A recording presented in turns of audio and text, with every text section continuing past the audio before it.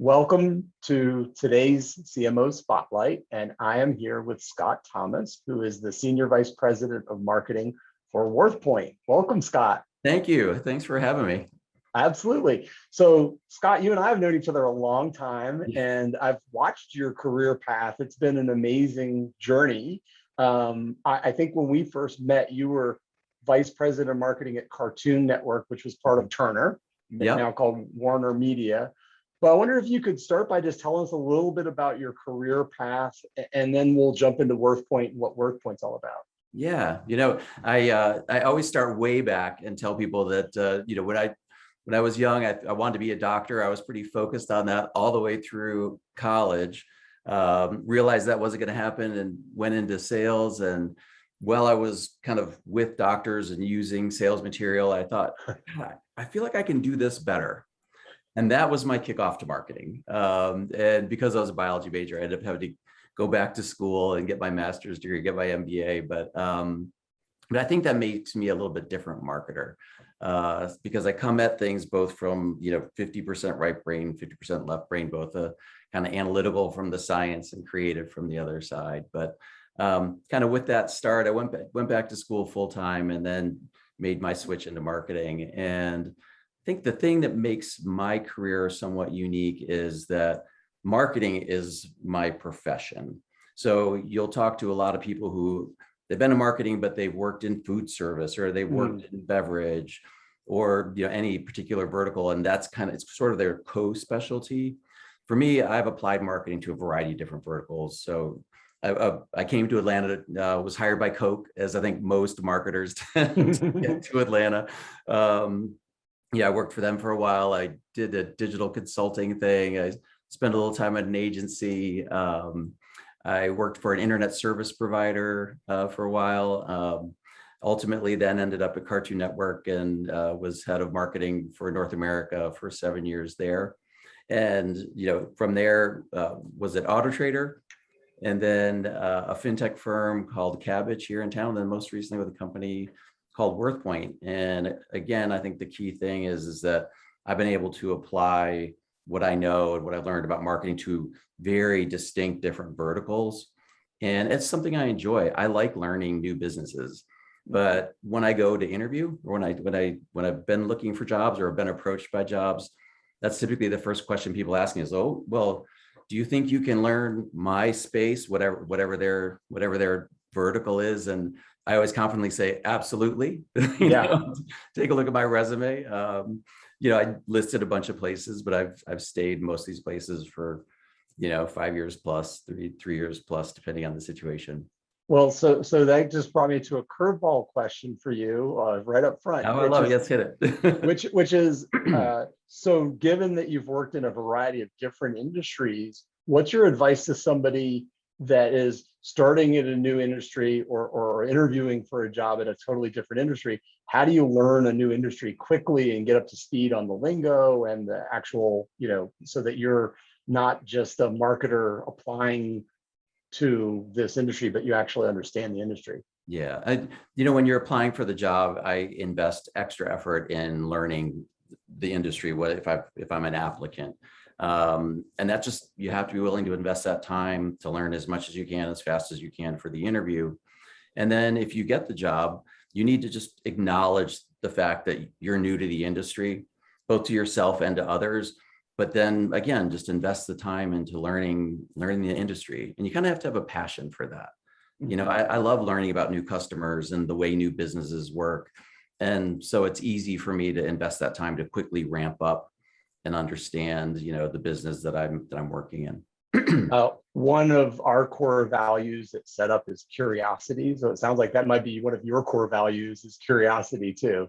Absolutely. Curiosity, drive, I think those are both things that come together. And to me, kind of define the same thing is like, do you see something you don't know? Are you the kind of person who leans in to figure it out? Or do you just kind of put it in your side view mirror? And you definitely have to be someone who wants to figure things out. Love it. Changes. So tell us a little bit about WorthPoint and what the company does, and then your role with the company. Sure. WorthPoint helps collectors, antique dealers, sellers, value and authenticate items. So that sounds a little obscure. So I always try to bring it down to the next level is you've got something, we can help you figure out what is it, what's it worth, and price it to sell. And the analogy I give people is, Zillow, if you're driving by a house and you want to know what that house is worth, you'll hop on Zillow and you'll get some information about what that house sold for or some other information. Our service is everything that's inside the house. So think about it that way. If you want to find out what's this desk worth, or is this figurine that grandma said has been in the family for X number of years, what is it? What's it worth? And if I want to sell it, what could I sell it for? So what are some of you mentioned kind of one use case is grandma has a very valuable figurine. How valuable is valuable, and is it real? But what are some of a couple of the use cases of different kinds of customers that you all serve? Yeah, absolutely. So it's, once I break it down, it's things that you would expect. Collectors. I'll keep using my mom. My mom collects paperweights, which I think will be really obscure soon with digital, since no one uses paper anymore. But as a collector, if you're passionate about something, you can keep track of your collection. You can put it in what we call a vault. It's a digital vault of your items, and will help you track the value of your individual items in your overall collection over time. So that's just for those people that are passionate about something. If you're an eBay seller, and I say eBay, but now there's so many ways, whether it's Facebook Marketplace or Poshmark. So if you're a reseller, digital reseller, we'll help you, if you're out acquiring items, figure out, hey, am I acquiring this at a right price that I can then turn around and resell it? So we'll help you negotiate on the acquisition of an item, and then we'll help you price it on the other side as well. And then dealers, people who are, working in, antique stalls and those kinds of things. We help them identify particularly obscure items. We've got over 587 million items in our database. And so coming from Cartoon Network, I say everything from Powerpuff Girl earrings, not that I have any of those, all the way through to a Ming vase that's worth $3 million. You'll be able to find that at WorthPoint. I just thought of an analogy here. It's almost as if it's the digital manifestation of Antiques Roadshow. It is absolutely that. Absolutely. And that's where the fun can come in too, is that, if you're trying to figure out, hey, this thing, it's fun. It's what I tell people what WorthPoint is and educate people. Invariably, if I'm at someone's house, they'll go, wait, let me grab this thing. You're right. Can you figure out what this is worth? Right. I'll pick up my, hold on a second. And I'll help them understand. And when I say what it's worth, just to get really specific, we aggregate auction data. So it's whatever this item sold for last at auction, whether that's, we have over 400 auction partners, including eBay. I've mentioned them several times, but Sotheby's and a whole host of others. Cool. So talk to me about the marketing function within WorthPoint. So your role, I know you were promoted from Vice President of Marketing to Senior Vice President of Marketing. Congratulations. Yep. Oh, thank you. So what does your job look like? What is your function within the organization? Yeah. So great story with WorthPoint is about 2.5 years ago. It's a relatively small company. It's bootstrapped its way there. So they've, never overspent themselves, but so it's grown relatively slowly. And then now we're on this pretty steep growth curve, which is where a lot of the fun starts to happen. Yeah.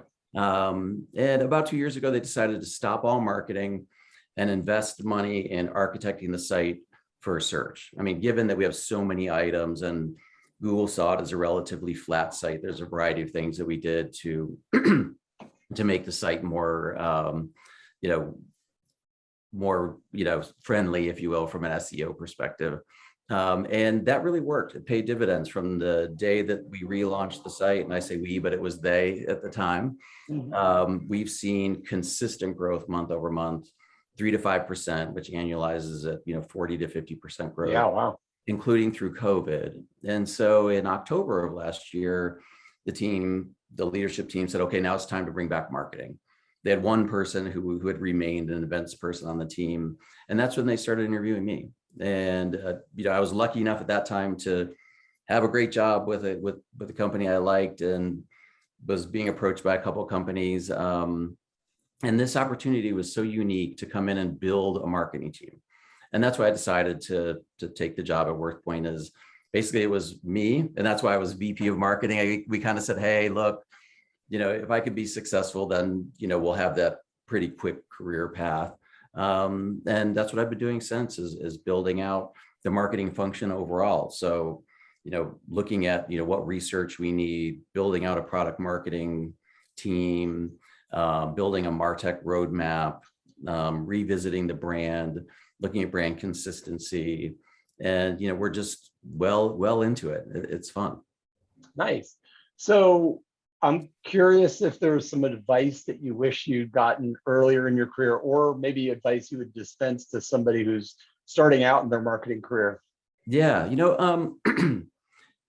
I'd say a couple of things. One is you learn as much from success as you do from failure. So don't be afraid of the failures. And I think sometimes particularly if you have a big learning opportunity, if you will, in a failure, don't let that knock you off your heels. Dust yourself off, figure out what you need to learn, get back up, get positive, lean in, stay focused, and move forward.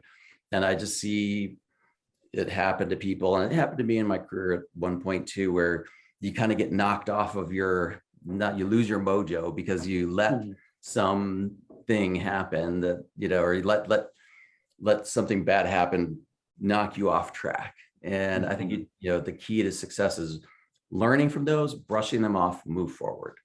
So, stay focused and have fun. I love it. Well, how quickly you can pop up is really, the key to success there, versus it's okay to get knocked down, but how quickly can you pop up and make that a learning moment, I guess. Yeah. And as a leader, that's one of the things that I try to help and coach my team is, if something happens that we didn't expect, a result we don't like, let's understand it. Let's understand why, what, how do we avoid it, but quickly dust off and move forward. Mm-hmm. And even in a team dynamic, making sure that everybody realizes that we win together, we fail together, and pointing fingers and all of that stuff doesn't play well with me at all. Mm-hmm. Let's just understand what it is, move forward. Now, if we're making the same mistake over and over again, it's a whole different kind of conversation, but that doesn't happen too often in my career where I've had to deal with that. So I believe that everybody has a superpower. And so I'm curious what you feel your superpower might be. I'm laughing a little bit because I'll give you the influencing. I think is that I'm, it always sounds cocky to say, oh, I'm really good at this, but I'm good at understanding people and getting them information in a way that they can receive it. I've had some bosses, peers, friends who the best way to get information to them, to influence them, is to be just straight on, here's the facts, go. And other people, you need to take a little bit different tact, give them more information, ease into it. At the end of the day, my objective is the same, but I just take different approaches. And I think as marketers, that's what we do every day, is influence people. We try to give them information so they make good decisions, not, superpower always for good, never very. Yeah. But I would also, my partner would say that it's not influencing, it's manipulating people. Right. Same thing. Well, and actually, though, I was going to say, what I hear from that, though, too, is partially what we hear a lot about marketing, but also a skill for marketers is empathy. And the empathy piece comes in where I'm going to deliver the message in a way that it can be received and you'll understand it and you'll accept the message, versus delivering it in a way that I think is the best for me. It's what you're delivering it for your audience so that it can be well received by them. And that takes extra effort. It takes a little bit more thought and a little bit more consideration than just blazing ahead and doing things the way you want it. And I agree. That's what marketing is all about. Yeah.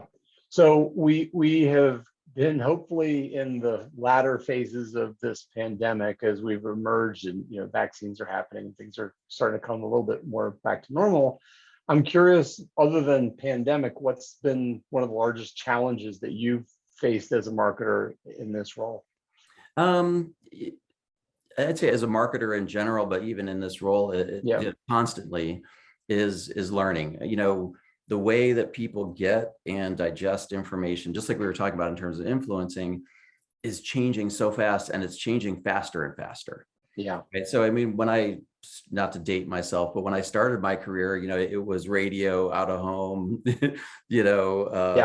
billboard, and TV, and TV was the strongest way that you're gonna get to people. And, that's just not true anymore. You hear people talk about, quote, digital marketing.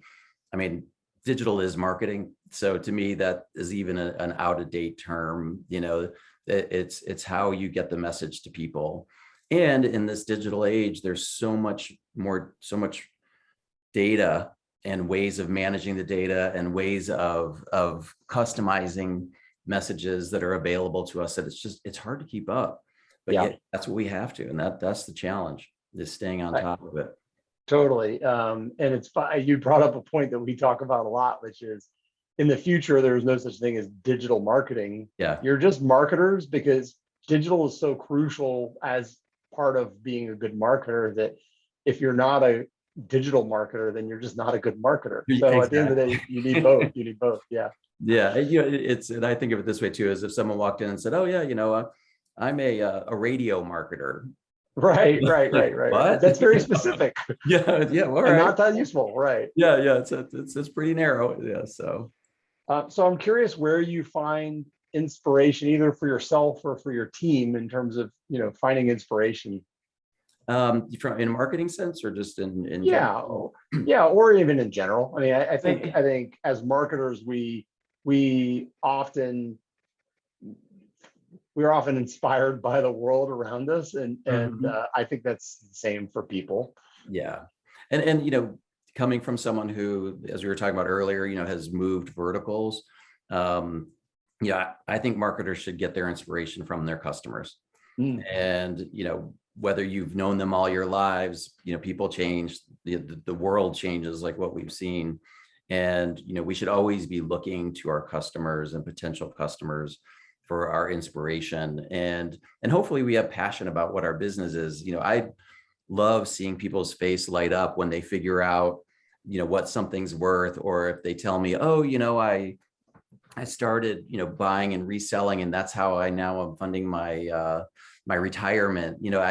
I kind of breathe in all of that positive energy and see kind of what they're doing, and let that build into my lexicon of how we'll continue to promote the business and get other people excited like that. And one of the things too, as a marketing leader, that I've always done is with events. Like we'll have an events team, but I always rotate out everyone in marketing going to customer facing events. Not everybody all the time. But I don't keep things so isolated that, well, only these events people go to the customer facing events. I try to also rotate in other people on the marketing team so that they can get in front of customers and talk to them and hear from them. I've never spent time with a group of customers and not learned something. Even when I've been in a particular vertical, I was with Cartoon Network 7 years, and I always learned something, when I would get in front of kids or get in front of parents. Well, it's again, keeping your finger on the pulse of your customer, and again, going back to that empathy piece. It's like, hey, I need to really understand our customer, and so that I can then deliver something for them that resonates with their needs and desires. And you can gain energy and inspiration from their excitement.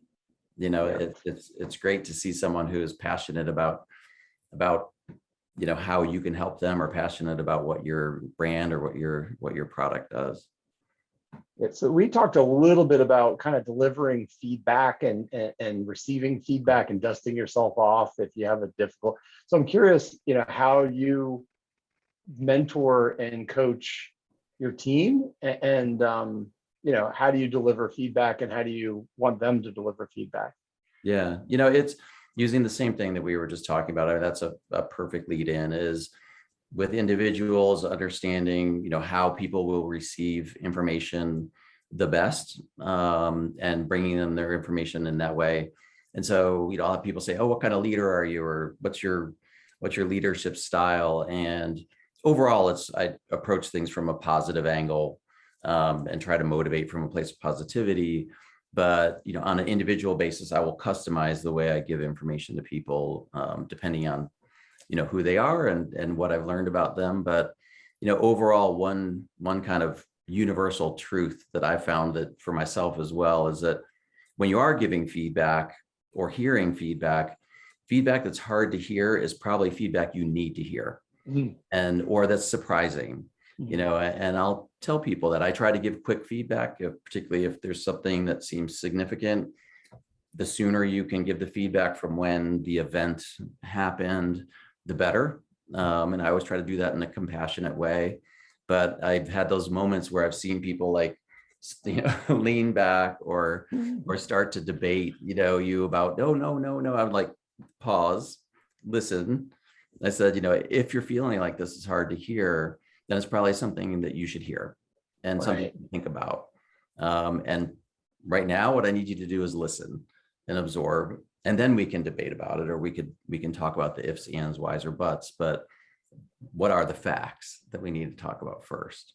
And, I've been in that situation where your gut drops when someone tells you something, and that's when oh, shoot, Yeah, this is real. This is something I got to think about, Yep. I 100% agree with that, and can certainly empathize with that comment about the feedback. So you've alluded to a couple of different values that you have, I think. And so I'm curious if there are specific values that you like to demonstrate to your team, or are there certain values that you absolutely demand in somebody that you would hire for your team? Yeah. And it's some of the things that we've talked about. I look for people who are self-driven. Curiosity, I think, comes, with that. And someone who also is coming at things with a positive approach. I mean, we've talked about this before. We all have things in our lives and that make us who we are, and that's great. But when you come to work, I think you should bring the most positive aspect of yourself possible. It doesn't mean that you can't be authentic or we can't be human. But when we're at work, I want to see, bring positivity, and bring a sense of team and a sense of curiosity and a desire to achieve. And I think those things are what I like to model. I hope I model, to my team. And it is what I look for when I'm interviewing someone, is someone who's curious, self-motivated, interested, kind of lean forward, as they say, so those are the things that, I definitely like to see in team members and in agency partners too. Yeah, well, that's a great segue because, so, I mean, as you know, setup is, we're marketing matchmakers, and often that means that we connect brands and agencies together. And so we sort of live in that space because we're not really a brand, we're not on the client side, we're not really an agency, we're sort of in between the two. So I'm curious how you work with agencies either today or even in a past life. Like, how do you generally work with agencies? Yeah. I think it's critical, and I don't think every marketer does this, and I've worked with marketers who don't do this, is that you should work with agencies and develop relationships so that they're part of the team. So trust is important. Having an agency who's bringing a skill or a set of information that that you don't have, so they should be an extension of the team. And if you can't build that trust, and I've told agencies before, the only thing that's not the only thing, but a true deal breaker is if we can't trust each other. I want you to be my trusted partner. I want us to succeed together. I also believe that partnership is mutual respect. I think there are some marketers out there who think it's fun to beat up on agencies, or fun to try and, see if you can get a better price and all of that. And I think if you approach it as a partner, if your agency is not making money, they won't be around for long, and they won't be a very good partner. Right. Of course, you want to make sure that you're getting a good deal, but that's where the trust comes in too. You should be able to trust your agency partner that they're trying to give you the best value possible within the context of what they do. And I see too often people oh, well, we can't invite the agency to that meeting. We don't want them to know this thing or that, this dirty little secret or whatever. And, an agency can't do their best for you if you hold them at arm's length.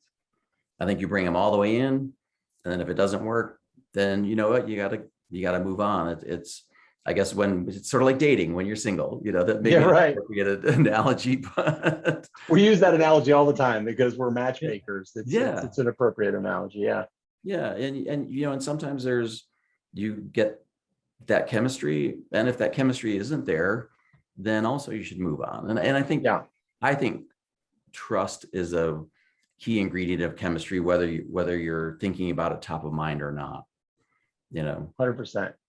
So are there certain functions or disciplines that you would always outsource to an agency because you feel you really could get better benefit from an outside perspective? And are there certain functions or disciplines that you would never outsource because you feel they're core to your business and nobody else could ever quite get it right, or something like that? I think something in the always side would be around creative ideas, new ideas. And so, I certainly have managed, internal agency, full internal agencies inside of a company, which is great because then the people know the brand and, there's just this thing that happens. But I think when you have an agency and a set of creative people and strategic people who are working on other businesses, automatically they might come in with an unusual idea that is sparked by something that's nothing to do with what you do.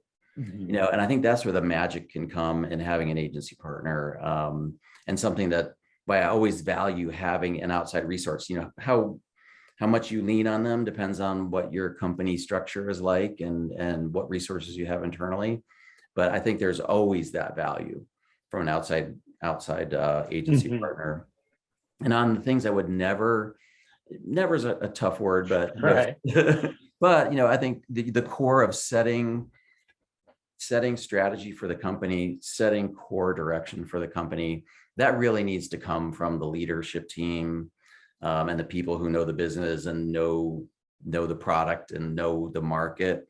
And then with that information, the agency partners can join and move things forward.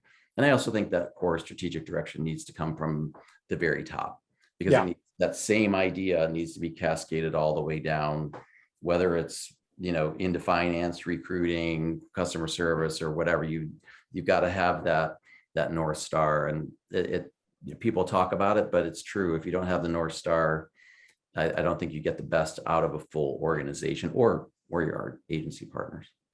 100%. So, as marketers, sometimes we're viewed as a cost center versus a value driver. Yeah. And we often don't work with people or work with people outside of the marketing organization who don't fully understand marketing. Mm-hmm. So I'm curious, over your career or even in your current role or even past roles, how do you show and demonstrate the value of marketing to the non-marketing people within the organization? Yeah, I think it's gotten easier. As you were talking about digital marketing and data and all of that, certainly it's easier to track performance, of specific campaigns or specific things you do. So I'm always looking for numbers. I love numbers too, to have that very tangible thing, whether that's sales, signups, attendees, clicks, however you want to look at it. So packaging up that data in easy to understand and meaningful ways. And then marketing. I say that always, and I'll say that to my boss, and I say that to my team, is that we can't get so heads down as marketers and just doing our stuff that we're not taking the time to let the rest of the org know what we're doing, what's working, why we're doing it, what's not working, and being authentic about the not working too. And I think people like to hear what's happening with marketing if you really share it. Yeah, right. And I've seen situations where if you lose sight of that, you do get someone over and not picking up finance, but someone in finance or someone in another department like, what are they doing? Yeah, right. Why does this matter? That seems crazy, and that's usually a sign for me that we're not doing enough communicating within the org about what we're doing and why. And I always welcome questions. I can't tell you how many times I've had someone from, any number, anywhere else in the org come in and sit down and go, can I ask you a question? I'm like, yes, whatever you're going to ask me, you absolutely can. Yeah, right. It's usually a sign that I need to. Because maybe it's that feedback that we just talked about earlier that you really needed to hear. Yeah, and it could be the feedback that, hey, you're not communicating enough about what you're doing or why, right? And typically it's like, yeah, why did we do this? Why did we spend money on that? Yeah. I think anytime someone's asking you why, it's important to not be defensive. If someone's taking the time to ask you why, give them the answer and give them the authentic answer and appreciate the fact that they're coming to ask you a question. I'd rather have that than have people kind of, look at you sideways when you walk down the hall, or, God, I don't know what, they're crazy, So I think that, welcoming people in who want to ask questions, and sometimes people just want to learn. Yeah. Yeah. Well, to your point, marketing can be really fun. And I think a lot of times people that aren't in the marketing function just they're not really challenging something that you've done. They just really want to be a part of it in some way. Yeah. And so you should welcome them in and give them a chance. Yeah. And they become evangelists too, because, you'll be walking down the hall and then you'll hear someone saying what you said. And you're like, okay, that resonated, Nice. That's good marketing. To your point, marketing is important. Yeah. I like that. So is there a campaign either at WorthPoint or even in a previous life that taught you a great lesson that you needed to learn, either because it was a catastrophic, a program or a campaign was a catastrophic failure, or it was a huge success? Is there one that stands out in your mind that really taught you something valuable like that? Yeah. I think if something scares is maybe too dramatic a word, but if something scares you, and you should pause, think about it, and really spend time with it. And I'll give you an example. Show called Adventure Time, which probably a lot of people know because it grew to be a global hit for Cartoon Network. And I remember, and it was a show that existed before that we kind of revived, but was out in California, and we were looking at pilots for a variety of different shows, and Adventure Time was one of them. And as a marketer, I looked at it and thought, the animation style looks like it's meant for a much younger audience. Knowing your audience, even though Cartoon Network is 6 to 12, there are 3 different audiences, 3 distinct different moments of development in children's lives there. And I kind of looked at the animation style and then heard the dialogue, the writing, which was older, and I was like, how am I going to market this thing? Because if the young kids come, they might not get the dialogue. If the older kids just won't try it at all because they're going to look at this, look at this animation style. And I was flying back and just spent tons of time thinking about that on the plane and how do we do this? We had decided we would move forward with it. And great show, and there's so much opportunity with it. Pulled my team together too and kind of shared that concern, and we came up with a 3-year plan that we stuck with. And it's so many times you make these 3-year plans in year one and everything else is out the window. But we got together and we said, okay, what we'll do is in year 1 we will not do any marketing that isn't sight and sound. So making sure that we can demonstrate to the audience, the kids, what this show really was, so that they weren't kind of drawing the wrong conclusion. And we literally did nothing, and even postings and social media, always sight and sound together. So that the older kids weren't turned off by the visual of a younger style of animation or so. Right. And so they could kind of hear a little bit of, the dialogue and understand the humor, whereas the younger kids could see that, this looks like it looks fun. And they kind of both gravitated, and that's how this became a global hit, is it captured a broad audience. And that's because of the show itself. But if we didn't bring the campaign to the market in a way to capture the imaginations and the interest of both of these audiences, it wouldn't have gone anywhere. There's lots of good shows that don't make it, because you don't grab the audience quickly and grab enough of the audience. And so I'm really proud of that. And that wasn't my own, I wasn't the only one who came up with it. We got in a room and we knocked this idea around for a while. And as a team, we came up with this idea, and then, kind of said, hey, we'll focus on the boy and his dog year one, and then we'll start to expand the universe and look at the kingdoms. And then we'll go to looking at the princes and princesses. And that's exactly what we did. And it was a home run. It was exciting. I love it. That's fun too. I mean, to see a long-term bet pay off, which, it was not a short-term, a 3-year plan, to your point. It takes time for it to mature. Yeah. And usually in year one, you learn something that really, that usually changes your approach, 10 degrees or 20 degrees. And we pretty much stayed the course because it worked. So that was exciting to be part of that. And there are lots of people, who are involved in the success of Adventure Time. So by no means I'm taking all the credit for that, but as a marketer, that I'll just never forget being on the plane going, oh God, how are we going to do this? That's when you've got an exciting thing happening, when you kind of really can't stop thinking about it, You bring up one other thing that I think as business people, we sometimes forget that it's important to have the space to think, not space to check your emails or to deliver on a deadline, but actual blocks of time where we have time to think about a challenge or issue we're facing and process it and think about it and come up with ideas. And for you, it sounds like that flight back and forth to LA served as that time, for this particular set of challenges you were facing for this show in particular. Yeah, it really did. It forced a moment, where there were a few distractions and could think about it. And, I think in terms of thinking, because you're right, it's too easy to fill your calendar with meetings or spend all night on email. And really, what have you done? Have you really thought about things? Carving out time for that, I think, is important.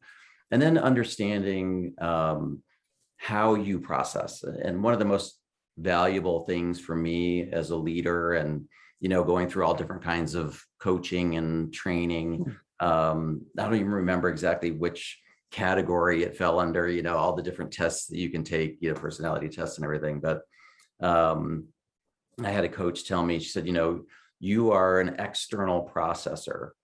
And she said, so it's important for you to let people know that as a leader, because, you'll want to pull people in to talk about stuff. You won't have the answer, but as a leader, they might think you're just bringing them in to tell them the answer. Right. And you start going, well, hey, should we, go up the elevator? Should we go up the stairs? Oh, let's jump off the roof. You'll see them all over the board because you're truly trying to figure it out and bring them in to that process of figuring it out. And I didn't realize that I was that kind of thinker, but it was really true. I find that the best things happen when I can bring it outside of myself, with my voice or writing things down. But I'm not kind of the person who's like thinking, I have to be whiteboarding or typing or, kind of getting it outside of myself. And so understanding that, I know other people who they're like, hey, I need an hour alone. I need to close the door. I don't want any distractions. I don't want to hear from anyone. I need that time. That's just as valuable. And you got to respect that too. The people who are like, look, Scott, I need a minute by myself to do what you want to do with a group. With the group, right. And I'm like, oh wait, yeah. I love it like that. Yeah. Okay, so I want to wrap things up with a couple of rapid fire just questions for fun, completely just for fun. So is there a movie or show or a book or a band that really inspires you, or quote? Yeah. You know what? I grew up with Star Trek. And I don't even want to tell you, but it was the original, so I'm giving Of away. course, I'm original. I'm original too. Yeah. And followed it all the way through. And I'm just passionate about the show, but I also learned things about leadership and people. I will always affectionately call whoever my kind of right hand person is on my team number one. And I currently have someone working with me where she's like, is that from Star Trek? And I'm like, yeah. She's like, I love Star Trek. So she knew exactly what I was talking about. But just pulling some of that stuff into my life. Do you own a Starfleet uniform? I do not. Okay. But Okay. I did own a clay model of a phaser. So full disclosure. Fair enough. Fair enough. Fair enough. All right. Other than family, where do you find your greatest joy outside of work?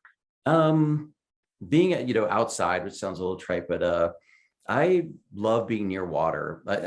I'm not particularly into the horoscope, but I'm a Taurus, which everyone says, why is a Taurus like water? I'm like, I don't know, maybe because water sits on the ground, it sits on the earth. But if I can be near a lake, near an ocean, water ski, or just float or sit there and have coffee on the end of a dock, that's my happy place.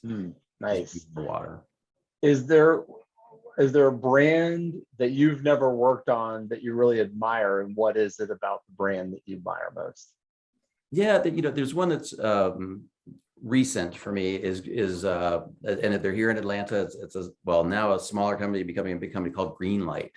And I found them super interesting because it was sort of this intersection of, kids marketing. If you're not familiar with what they do, they are a company that has credit cards for kids with the intention of helping parents educate kids on how to be more financially responsible. So when I say credit card for kids, people are like, what? We're customers. My kids have Greenlight cards, and it's a fantastic product because, again, to your point, you can start to teach some of those financial skills to a kid that hopefully stick with them into adulthood. Yeah. And I think that those are skills that people don't always think to teach. There's so many other things that parents need to be working on and thinking about that can seem far away. And so the fact that they've kind of discovered this niche, and then kind of this intersection of fintech and kids and parents marketing, I immediately caught my eye like several years ago, and I've just watched the company grow. And I've had friends who have gone to work there. I tried to go to work there at one point, so I thought it was so awesome, but that didn't work out. But I still admire them, and just seeing them grow and expand their product offering just is gratifying, because I remember them when they were small. Yeah, that's really cool. They are growing really fast, and it is quite a smart market in terms of target audience, and in terms of what they're trying to accomplish is a big lofty idea that has legs, beyond just it's mission driven, not just financially driven. Yeah, and as a brand guy, they've been very consistent with their brand. I like the brand look and feel. I like the fact that they, that they're obviously their CMO or their, the team there is brand conscious as well. And so I like what they're doing with it as well. Cool. All right. So my last question is there something that I should have asked as part of this conversation, either that I didn't ask or that I should ask maybe in the future for these kinds of conversations? Oh, that's a good one. I would have said something about, how people think, because that's something that I'm passionate about, but you got me on that one. So there's nothing else that's jumping out at me overall. So I just want to thank you. So Scott Thomas is the Senior Vice President of Marketing for WorthPoint, based here in Atlanta, Georgia. Thank you so much for this time, Scott. It's been an amazing conversation. It's been a pleasure. I love talking about these kinds of things, and hopefully we're inspiring some other marketers out there. I think so. Thank you. All right. I'll talk to you soon.